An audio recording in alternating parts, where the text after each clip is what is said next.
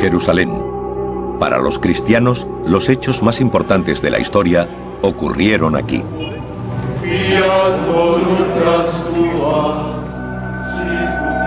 La Biblia dice que esta es la ciudad donde vivió Jesús sus últimos días y donde fue crucificado. Lo que ocurrió aquí cambió el mundo. 2000 años después, la ciudad también ha cambiado. Destruida y reconstruida más de 20 veces en otros tantos siglos. Solo quedan fragmentos, rastros y ruinas de la ciudad que conocería Jesús. Ahora, gracias a décadas de investigación, podemos revelar cómo habría sido con modelos gráficos en 3 dimensiones. Las calles y puertas por las que pudo caminar. La compleja red de abastecimiento de agua que sació la sed de esta desértica ciudad. Las piscinas donde, según algunos, Jesús hizo milagros.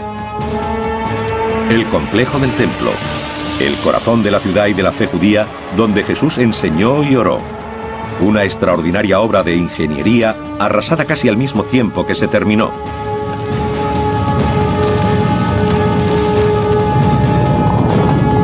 Revelaremos el mundo perdido de los evangelios, el Jerusalén de Jesús.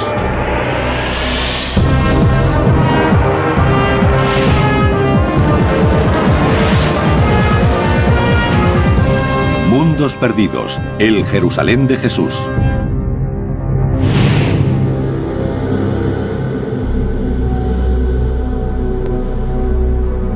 En tiempos de Jesús, Jerusalén era el corazón de Judea, el reino de los judíos, un pueblo definido por su religión. Para ellos era el lugar más importante del mundo.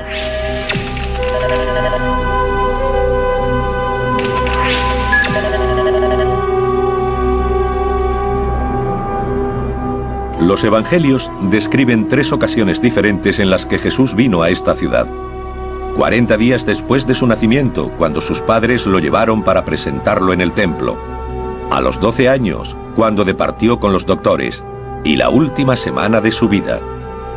Entró triunfante en la ciudad y salió para morir en la cruz. En el siglo I, Jerusalén era el centro del mundo judaico. Había un fuerte contraste entre el lugar de donde provenía y el Jerusalén al que llega. Su hogar era Nazaret, un pequeño pueblo a 120 kilómetros al norte. Nazaret tenía fama de rudo y primitivo. Todo lo contrario a Jerusalén. Llegaba del campo a la ciudad.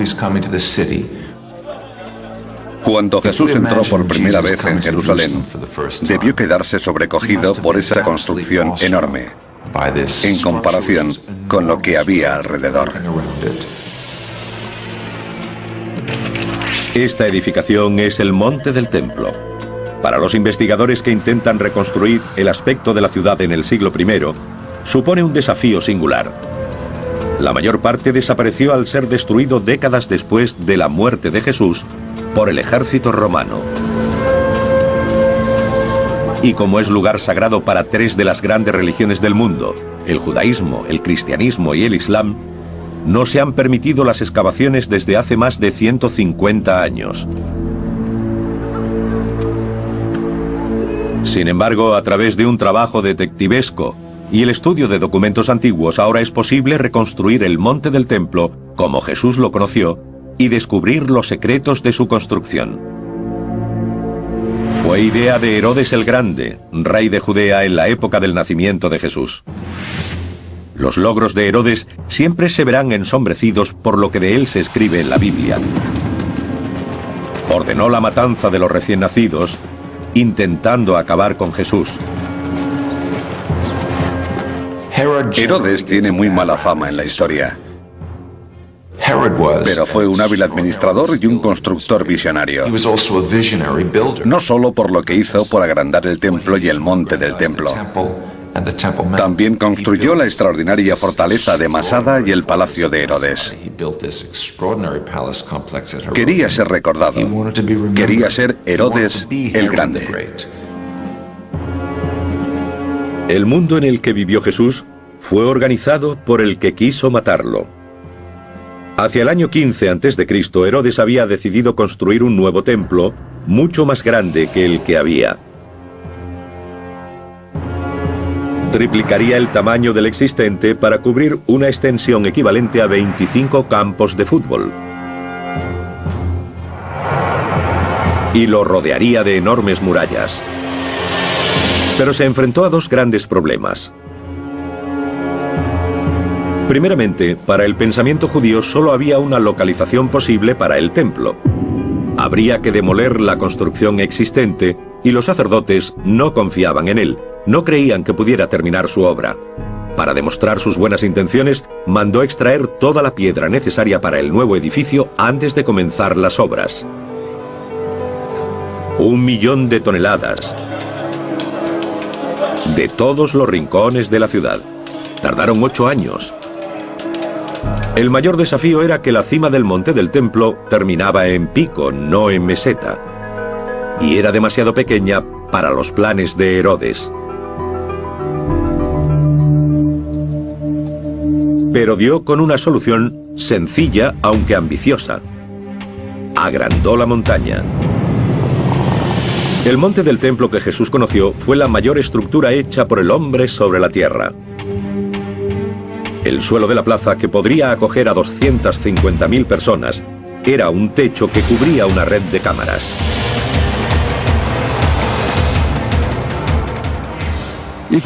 En el monte del templo actual vemos una gran zona lisa nivelada, pero está construida artificialmente.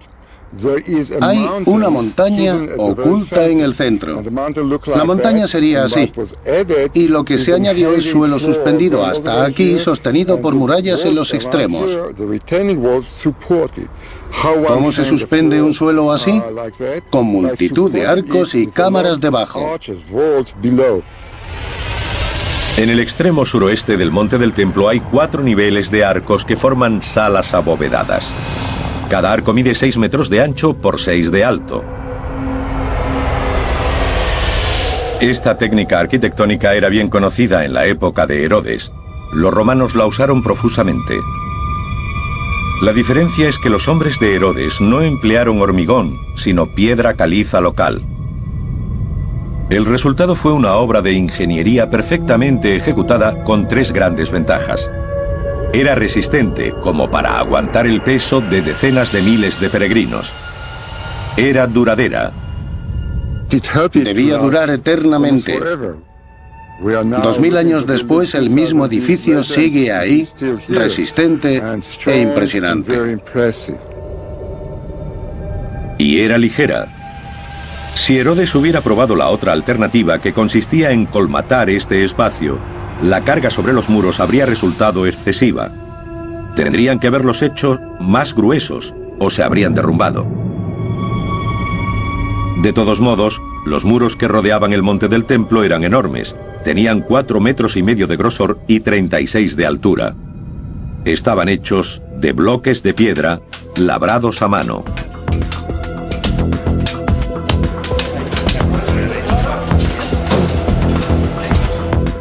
El monte del templo tiene 1,5 kilómetros de circunferencia.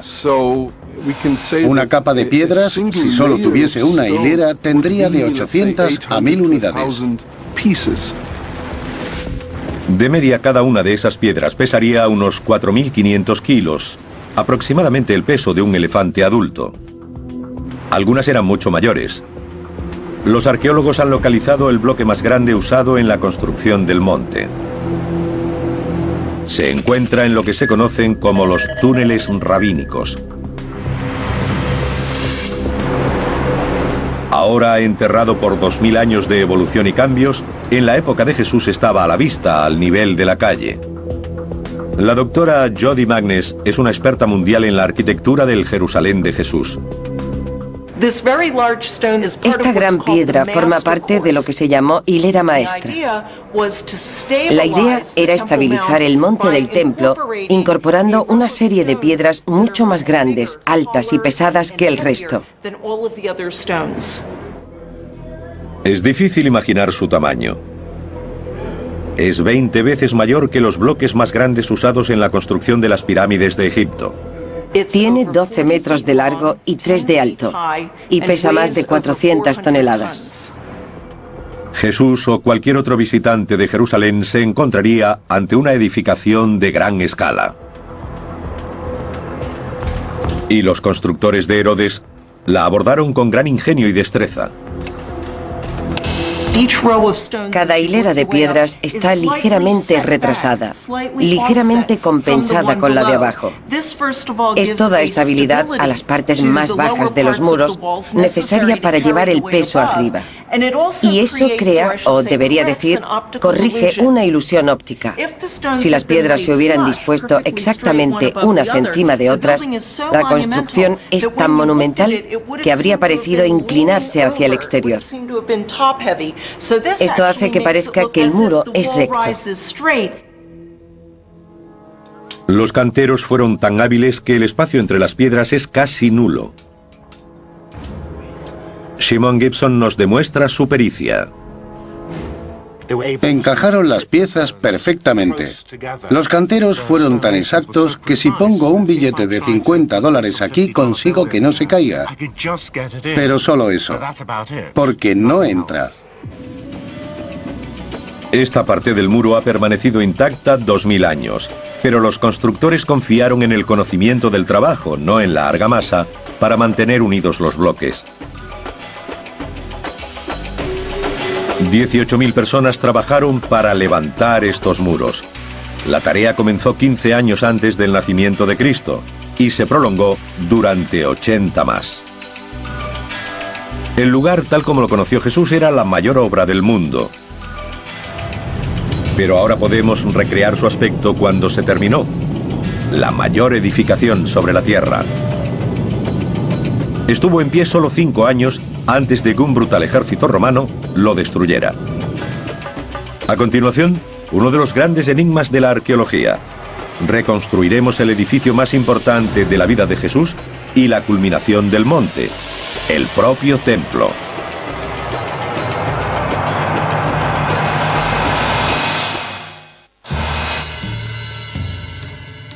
Según el Evangelio de San Marcos, Jesús señaló hacia el monte del templo de Jerusalén y dijo: ¿Veis estos grandes edificios? No quedará piedra sobre piedra que no sea derribada. 40 años después, estas palabras demostraron ser proféticas. El ejército romano, aplastando una revuelta judía, destruyó el templo. Para los investigadores actuales, el resultado es uno de los retos más seductores de la arqueología bíblica. Recrear el templo como se alzaba en medio del monte. Se ha necesitado el trabajo de generaciones de científicos y eruditos para construir una imagen de lo que Jesús habría visto cuando llegó aquí. Al entrar en el monte del templo, cruzaría una serie de patios o espacios abiertos. Pasaría ante una señal escrita en griego advirtiendo a todos los extranjeros o no judíos de una muerte segura si traspasaban cierto punto. Después llegaría al patio de las mujeres, el último lugar donde estaba permitida la presencia femenina. Era el patio exterior del propio templo o santuario. Al subir 15 peldaños semicirculares, llegaría a la puerta bella que llevaba al patio de Israel, abierto solo para judíos varones purificados según el ritual. Jesús no podía haber pasado de ese punto porque solo los sacerdotes podían entrar en el templo. Al Sancta Sanctorum, en la parte trasera del templo, solo podía entrar el sumo sacerdote una vez al año, el día de la expiación. Reuniendo las pruebas de las fuentes escritas, es posible establecer el aspecto exterior de este santuario tan celosamente guardado. Los arqueólogos han calculado su altura comparándolo con la edificación existente en la actualidad, la cúpula de la roca musulmana. El edificio musulmán tiene exactamente la mitad de la altura del templo en tiempos de Herodes y Jesús. Esta estructura cavernosa tenía la altura de un edificio de 15 pisos. Nuestros investigadores quieren saber cómo se las arreglaron los constructores del templo para erigir tal edificio con las herramientas y grúas tan primitivas de la época. Es evidente que se habría requerido gran cantidad de mano de obra. Los relatos dicen que debido a la condición sagrada de cada piedra del edificio, 1000 sacerdotes fueron adiestrados como canteros. El Dr. Guy Stabile ha identificado rastros de las canteras. Es increíble que esta curva se haya conservado tan bien. En una gruta a 3 kilómetros de Jerusalén ha encontrado una serie de marcas de cincel. Tienen la misma forma que las piedras usadas para construir el monte del templo de Herodes. Aquí podemos ver una línea horizontal y aquí abajo otra vertical. Se ve el filo de cada una. Usaron picos para ir haciendo las hendiduras y barras para hacer palanca y arrancar la piedra de la cueva, de la pared de la cueva. Algunas de esas herramientas se siguen usando hoy. Pero en la época de Jesús, los trabajadores no disponían de camiones o excavadoras. Aquí se ve que a partir de la marca del cincel hay una línea muy clara. Cuando se sacaba la piedra, se podía dar la forma exacta que querían los arquitectos.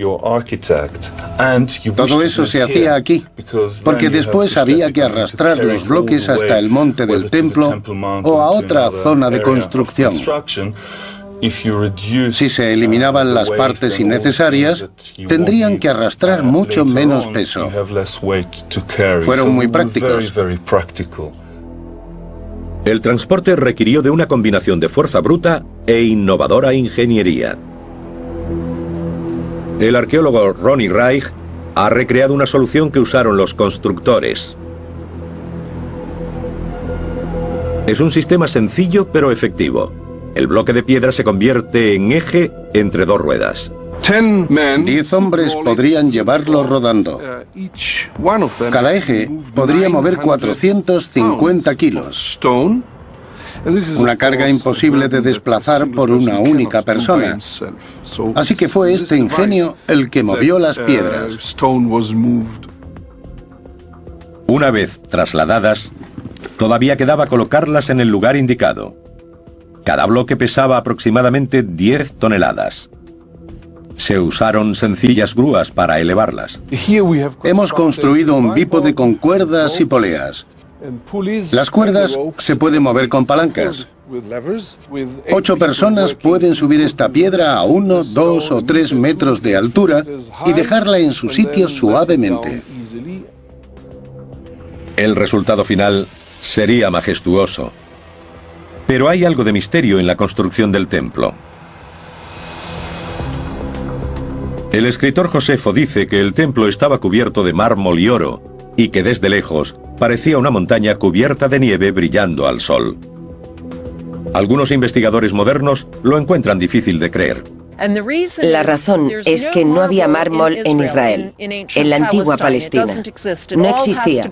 Tendría que haber sido importado de otros lugares como Turquía o Grecia, y hay muy poco mármol importado durante la época de Jesús.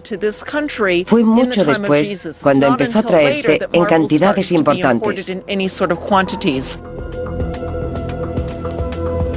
Hillel Geba puede haber encontrado la respuesta. A cierta profundidad bajo el Jerusalén contemporáneo, ha encontrado las ruinas conservadas de la casa de una persona adinerada.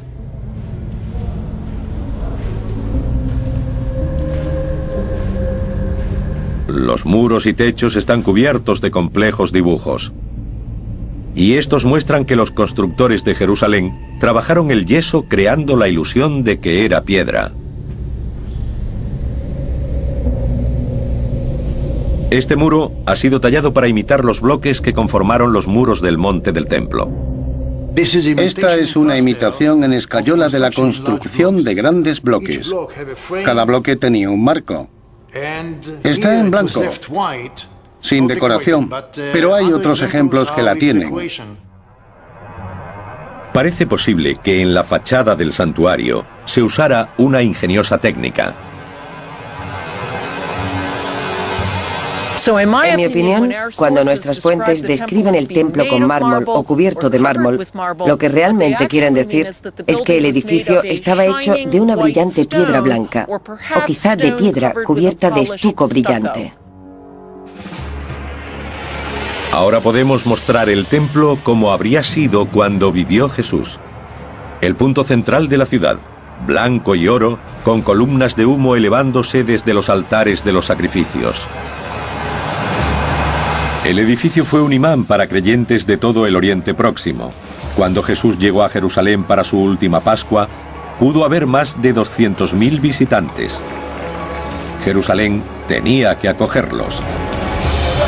Mientras los peregrinos se ocupaban de sus asuntos espirituales, la vida diaria de esta desértica ciudad estaba dictada por algo mucho más básico: la necesidad de agua.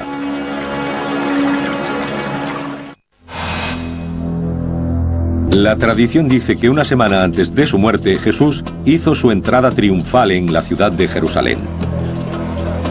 La multitud se congregó para darle la bienvenida, cantando y agitando palmas. Muchos eran sus seguidores, pero la ciudad ya estaba llena de gente que había llegado para celebrar la fiesta de la Pascua. La población normal de Jerusalén en tiempos de Jesús era de algo menos de 30.000 personas. Pero durante la época de las fiestas, en ese caso la Pascua, podía llegar a haber 10 veces más, unas 300.000. En ese momento Jerusalén era el asentamiento de mayor crecimiento de Oriente Próximo. Recibía más de 1 millón de visitantes al año. Nuestros investigadores han intentado hacerse una idea del probable aspecto de la ciudad y de cómo lograban acoger a aquel enorme flujo de gente. Algunos de los beneficios eran claros y evidentes. Los peregrinos llevaban riqueza. La propia construcción del templo generó mucho dinero.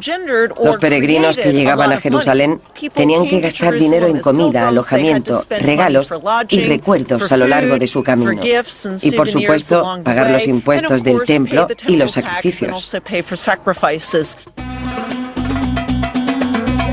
Décadas de excavaciones en el muro occidental del templo han descubierto los restos de una calle de 9 metros de ancha y 900 de larga, que funcionaba como un centro comercial. Es conocida como la calle de Herodes. Jesús habría caminado por aquí. Esta es la calle principal de Jerusalén. Hay que imaginarse el gran número de personas que venían aquí para comprar y vender en los muchos puestos callejeros. Todos eran peregrinos. Era el corazón de Jerusalén. Algunos arqueólogos llaman a este lugar Wall Street, reconociéndolo como el corazón económico de la ciudad. También han reunido pruebas de la relación entre esos intereses comerciales y la vida espiritual del templo. El examen de la muralla en el extremo meridional de la calle revela los restos de un arco. Es conocido como el Arco de Robinson. Con más de 15 metros de altura y una envergadura de al menos 12, sirvió como una de las principales entradas al complejo. Y en su base, situados contra los muros del monte del templo, habría puestos que venderían productos a los peregrinos. La zona que desembocaba en las grandes escaleras era conocida como el Arco de Robinson. Debió florecer con el comercio, porque la gente que se dirigía al templo era asaltada por vendedores que les ofrecían sus mercancías. Jesús debió encontrarse con una escena así cuando entró en el templo. Furioso por lo que vio, se enfrentó por primera vez a las autoridades. Se dice que se abrió camino hasta una zona llamada el Patio de los Gentiles. Como todos los judíos varones, tuvo que pagar el impuesto de 2 siclos. La moneda especial necesaria solo se podía comprar a los cambistas del complejo del templo. Tenían fama de corruptos. El cambio de moneda debía ser una actividad fraudulenta. Los cambistas se aprovechaban de la gente inocente de los pueblos que no estaba acostumbrada a la vida en la ciudad. Jesús debió ver cómo estafaban a aquella gente y eso le enfureció. Esta es la única ocasión en los evangelios en la que Jesús muestra ira. Para Jesús se habían rebasado los límites del templo y quiso echarlos. Tiró las mesas, destrozó los puestos y les dijo: ¿qué estáis haciendo? Habéis convertido la casa de mi padre en una cueva de ladrones.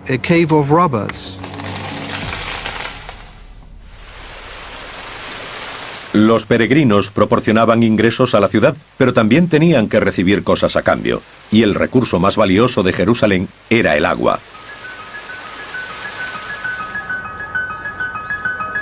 Jerusalén era y es una ciudad desértica. Está a 760 metros sobre el nivel del mar.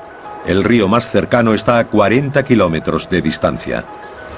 ¿De dónde conseguían esos miles y miles de personas agua para beber? Había 30 cisternas de agua de lluvia repartidas por la ciudad. La más grande albergaba un volumen equivalente a 20 piscinas olímpicas, y aún así apenas se cubría la demanda. Debían congregarse alrededor de las cisternas. Esperaban su turno porque había poca agua y muchos peregrinos. La gente no solo necesitaba agua para uso doméstico. Necesitaban una cantidad enorme para las purificaciones. Tenían que estar puros para subir al templo y visitarlo. Como parte de sus prácticas religiosas diarias y especialmente antes de ir al templo, todos los judíos debían lavarse en lo que se llamaba agua viva. Jerusalén tenía muchas piscinas diseñadas para este propósito llamadas mikvahs. En la más grande y frecuentada, la piscina de Siloé, fue donde Jesús hizo uno de sus últimos milagros. El Evangelio de San Juan nos dice que Jesús curó a un ciego. Cogió tierra del suelo, escupió, le untó el lodo en los ojos y le dijo: ve y lávate en la piscina de Siloé. Un descubrimiento fortuito durante unos trabajos de ingeniería en una tubería cercana llevó a Ronnie Reich a localizar el lugar exacto de la piscina y a comprender lo grande que era. Alimentada por uno de los manantiales de Jerusalén a través de un túnel de 500 metros, habría cubierto cerca de 2.000 metros cuadrados.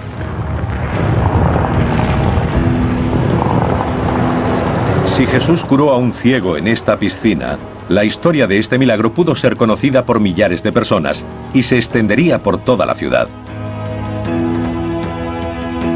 Fue un desafío público a las autoridades de Jerusalén.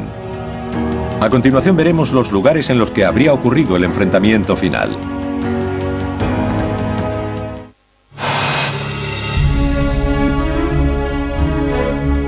A medida que investigadores, arqueólogos y eruditos bíblicos intentan comprender la metrópolis que fue Jerusalén en tiempos de Jesús, emerge una imagen extraordinaria.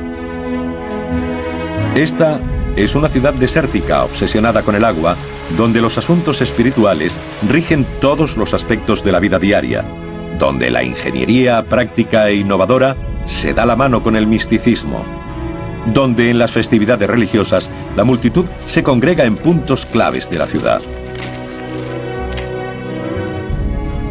Shimon Gibson ha formado parte del equipo que intenta desentrañar y recrear el lugar más intrigante, la piscina de Betesda. Situada al norte del templo, fue el lugar donde, según el Evangelio de San Juan, Jesús le dijo a un paralítico: levántate y anda. Los arqueólogos han excavado hasta los 12 metros de profundidad a través de 2000 años de escombros, para desenterrar el lugar tal como debió verlo Jesús. Lo más fascinante es que incluso antes de que él llegara aquí, se decía que esta piscina tenía poderes curativos. Cuando Jesús llegó a la piscina de Betesda, había una cola de ancianos, tullidos y ciegos. Todos esperaban su turno para entrar.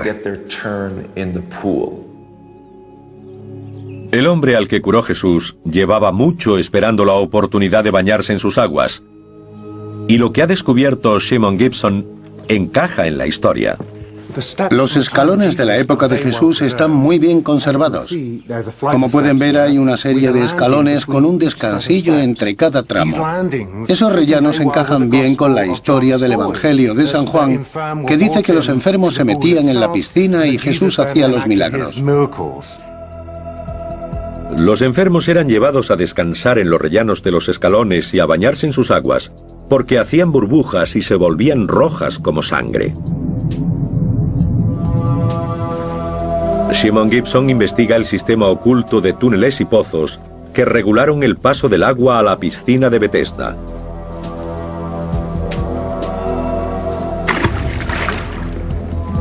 Esto era lo que producía el famoso burbujeo.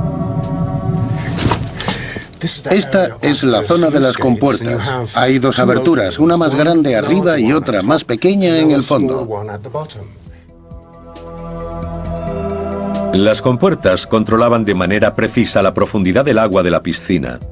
Se podía acceder a ellas a través de un pozo vertical de 15 metros abierto en la roca. Voy a ver si puedo.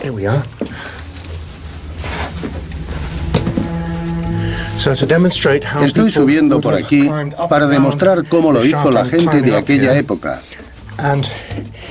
Aproximadamente por aquí habría un sistema de poleas que habrían usado para subir la compuerta. Un duro trabajo, pero fue un sistema ingenioso.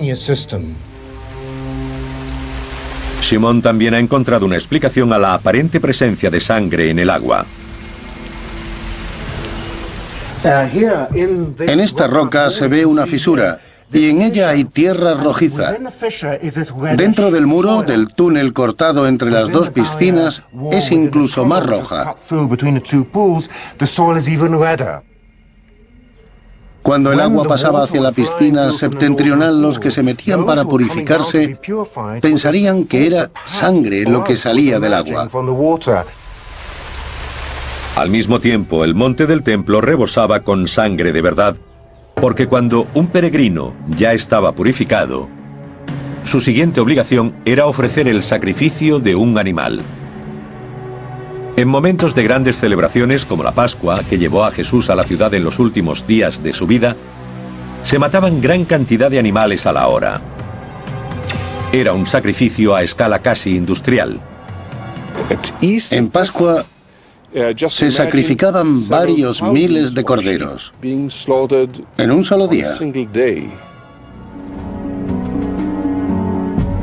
Este es el entorno de los últimos días de Jesús. Tenemos una imagen clara de cómo era Jerusalén en la época en la que fue detenido, juzgado y condenado. Pero muchos quieren saber aún más. Situar los lugares donde ocurrieron los hechos.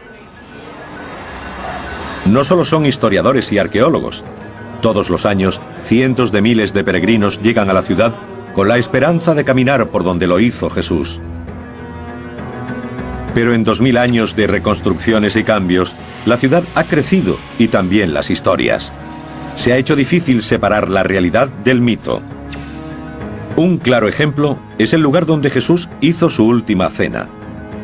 Desde entonces, el modo en que partió el pan dio lugar a la comunión en las misas cristianas.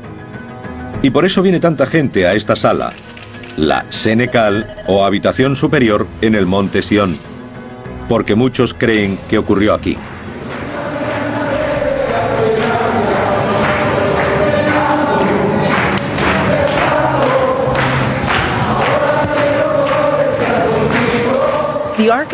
La arquitectura de la habitación, que hoy es identificada como la de la Última Cena, es muy posterior a la época de Jesús.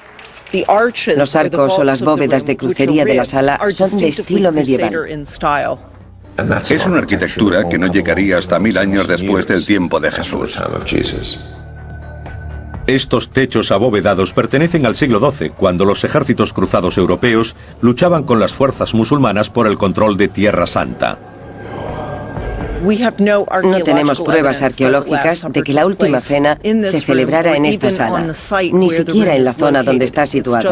Es la tradición que ha identificado el lugar como escenario de la última cena. En este lugar se alzó una de las primeras iglesias cristianas, pero también hay una mezquita y acoge otros edificios. Es posible que la última cena se celebrara en una casa particular de Jerusalén. Habría tenido un aspecto completamente diferente del de la iglesia. Habría sido en una casa normal. El techo habría tenido sencillas vigas de madera y no habría arcos y bóvedas como las que vemos hoy.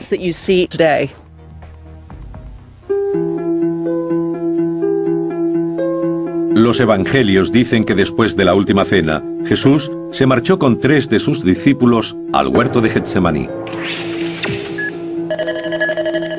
De nuevo, es difícil determinar la situación exacta, pero está claro que fue al pie de lo que hoy se conoce como Monte de los Olivos.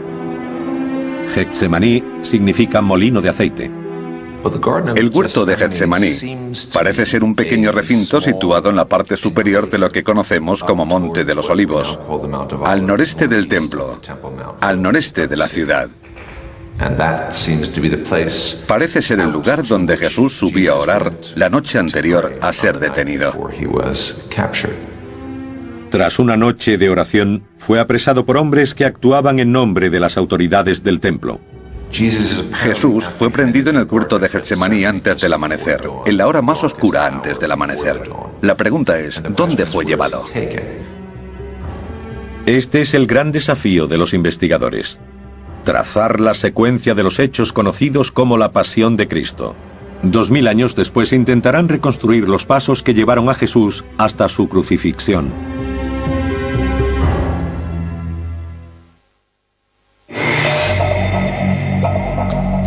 Los evangelios coinciden en que después de su prendimiento Jesús fue llevado a la residencia de Poncio Pilato, el gobernador romano de Judea. Esto tiene sentido histórico. El Imperio Romano ejercía un férreo control sobre la ciudad. Una gran decisión política, como la ejecución de un aparente rebelde o un revolucionario como Jesús, debía ser tomada por un representante de Roma. De nuevo, la tradición vuelve a ir unida a un lugar concreto. En este caso, a donde Jesús fue azotado, sometido a escarnio y sentenciado. Generaciones de peregrinos han creído que ocurrió en la Fortaleza Antonia. Era el cuartel general de la guarnición romana destacada en Jerusalén. Ahora queda poco de ella, pero los investigadores han logrado reconstruirla a partir de textos antiguos. Situada en la esquina nordeste del templo, era una construcción con forma de bloque con 4 enormes torres, cada una de 15 metros de altura. La fuerte dominación romana hizo que la fortaleza Antonia quedara asociada a Pilato y al juicio de Jesús. Hoy apenas queda nada. Buscando pruebas, Jody Magnes se dirige a una zona pavimentada identificada como el Litostratos, supuestamente unida a la fortaleza y al lugar donde Jesús fue coronado de espinas. El Litostratos es mencionado en los Evangelios como el lugar donde Jesús fue sentenciado a muerte por Poncio Pilato. Los peregrinos cristianos que llegan a Jerusalén veneran este lugar. El problema es que la ciencia no respalda esta versión de la historia tradicional. De hecho, gracias a la arqueología, sabemos que este pavimento no existió en tiempos de Jesús. Se hizo después, en el siglo II, por orden del emperador Adriano, como parte de un mercado que construyó aquí. Durante siglos, los peregrinos han recorrido un camino que comienza en la fortaleza Antonia, por el que Jesús debió llevar la cruz. Es la llamada Vía Dolorosa. Por tradición hemos adoptado 14 estaciones en las que la gente se detiene para recordar lo que sufrió Jesús.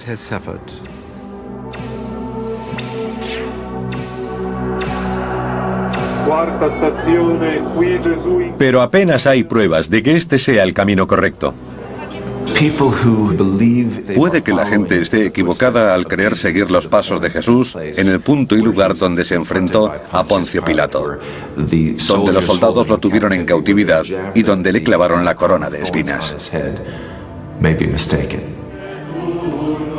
La afirmación de que este es el camino que siguió Jesús está basada en una idea errónea, que la residencia de Pilato y el cuartel general de las tropas eran el mismo lugar. Los datos recientes sugieren que Pilato probablemente vivió en otro edificio, un palacio construido por Herodes. Ahora sabemos que, en contra de la tradición medieval, el juicio de Jesús se habría celebrado en el viejo palacio de Herodes el Grande, el Praetorium, donde estaría alojado el gobernador Poncio Pilato. No se han encontrado rastros de este palacio, pero sabemos que estuvo situado al suroeste del templo. Y si esta fuera la residencia de Pilato y Jesús fue llevado hasta allí, entonces no habría seguido la vía dolorosa. El Jerusalén moderno no es la ciudad que conoció Jesús y es casi imposible que nadie pueda seguir el mismo recorrido que hizo él. Para la mayoría de los peregrinos, lo verdaderamente importante es la dimensión espiritual del camino. Hay pruebas que sugieren que sabemos dónde murió y fue enterrado. Las escrituras hablan del Gólgota, el lugar de la calavera, como el sitio donde murió. Hoy, como han hecho durante 1500 años, los creyentes dicen que ese lugar estuvo aquí, donde se alza la iglesia del Santo Sepulcro, en el centro de Jerusalén.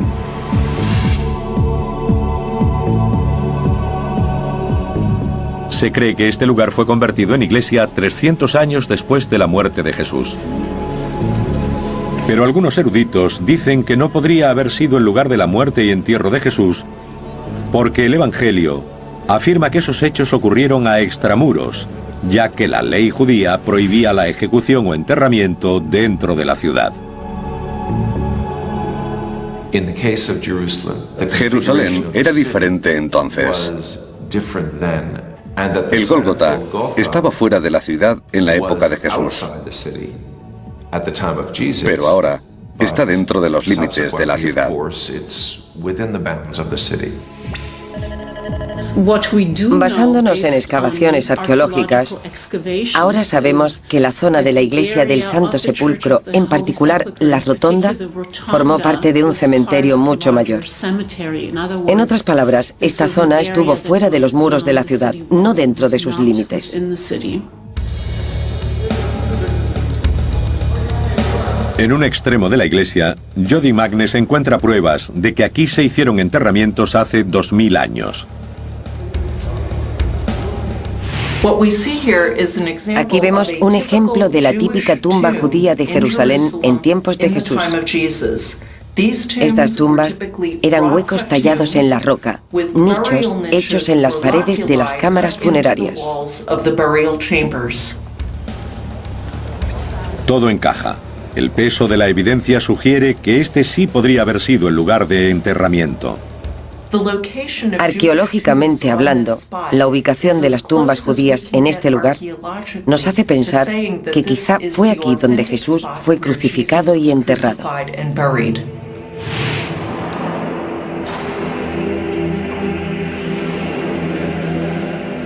Jerusalén es una ciudad extraordinaria y podemos recrear una detallada imagen de cómo fue hace 2000 años. Hemos sido capaces de reconstruir el siglo I de Jerusalén física y espiritualmente. Algunos restos hemos tenido que excavarlos porque estaban ocultos bajo el suelo, pero otros siguen ahí, formando parte importante de la ciudad de Jerusalén.